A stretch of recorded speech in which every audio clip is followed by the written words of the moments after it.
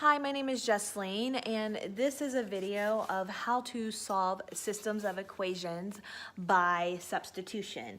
My dog's gonna help me with this one. He's the guest star today, Henry. Okay, so I am going to give a problem.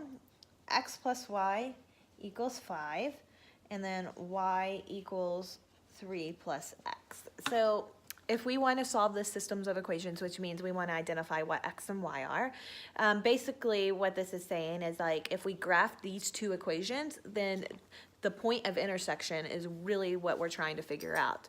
So we want to know where they meet. So substitution, the first step to substitution is solve an equation for one variable. Pick the easiest equation. In this case, we already have one of the equations and it's solved for a variable. It's telling us what y is. So y is 3 plus x, so we don't even have to do that step. The second step is to put the equation solved in step 1 into the other equation. So what we're going to do, since it's identified what y is, we're going to take what y is and we're going to substitute it into y over here. It's telling us that y is 3 plus x. So instead of writing y, we're going to write 3 plus x. So we have x, and now instead of writing y, we write 3 plus x. And I've always gotten the habit of whatever I substitute in, put it in parentheses, because in this case it doesn't really matter, but eventually you'll get to a problem where it does matter. So I always put it in parentheses. So equals 5. And then you notice those parentheses don't matter because we can't combine 3 plus x, so we would just drop them. But I always just in habit put whatever I substitute in parentheses. Now I can combine like terms and solve. I just solved this equation. X plus x is 2x plus 3 equals 5. And then I solve the equation. If you need help solving equations, make sure and you go and watch that video with solving equations.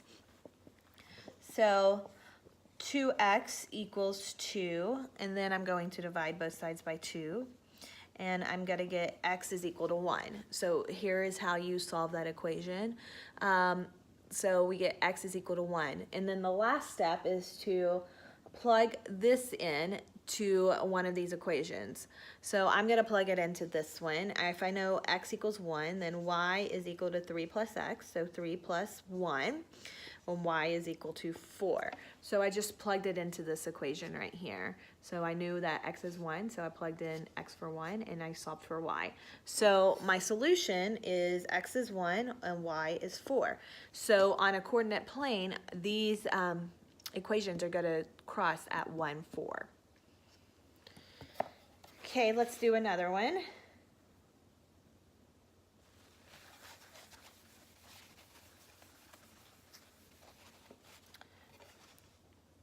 (3x minus y equals 4) and x equals 4y minus 17. Anytime you have systems of equations that set up like this and one's already solved for a variable, the easiest way to solve it is going to be substitution. There's 3 ways: graphing, substitution, elimination. But the easiest way would be substitution when you have an equation that's already solved for a variable. So what you're going to do is you're going to take this and you're going to substitute it in for the x. And this is where substituting it in and putting the parentheses around it is going to become very helpful. So I'm going to substitute that in for x. So 3, and instead of writing x, I'm writing 4y minus 17. And again, I always substitute in giving parentheses, which is very handy in this case. And then minus y equals 4. The reason why it's handy is because we have to multiply 3 by everything that x represents. So 3 times 4y minus 17, I'm going to use distributive property. 3 times 4y is 12y. 3 times 17 is 51. And then minus y equals 4. So I'm just continuing to solve this equation. I'm going to combine like terms. 12y minus y is 11y, minus 51 equals 4. Then I'm going to add 51 to both sides. You get 11y is equal to 55. divide by 11, y is equal to 5. And again, this is how you solve equations. If you need help solving equations, go and watch that video. So y is going to equal 5. So now I can plug y back into this and solve for x. So x is equal to 4 times y, so 4 times 5 minus 17. X is equal, 4 times 5 is 20. 20 minus 17. X is equal to 3. Okay, so over here. So I just substituted it back into this. 4 times, we know that y is 5. So 4 times y, 5 is 20. 20 minus 17, x equals 3. So my x equals 3, y equals 5. So the point that these are going to intersect at is 3, 5. 3, 5. Because x equals 3, y equals 5.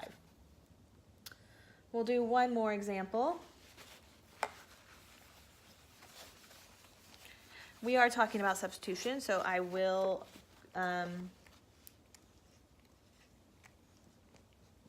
solve this with substitution. Sometimes you gotta determine, is substitution, graphing, or elimination the best? Actually, substitution would probably still be best here. We don't have an equation solved for a variable, but we do see that this equation would be super easy to solve for x, because x doesn't have a coefficient. So what I would do to both sides is I would just subtract 3y from both sides. So x is going to equal 7 minus 3y. So now I'm going to take this, that I know that it's x, and I'm going to substitute it in to the x right there. Again, this is where it comes in handy to put in parentheses whatever you substitute in all the time. So we have 4, and instead of writing x, I write 7 minus 3y, then minus 2y equals 0. And now I'm just going to solve this equation. First is distributive property. 4 times 7 is 28. 4 times 3 is 12, and then the y.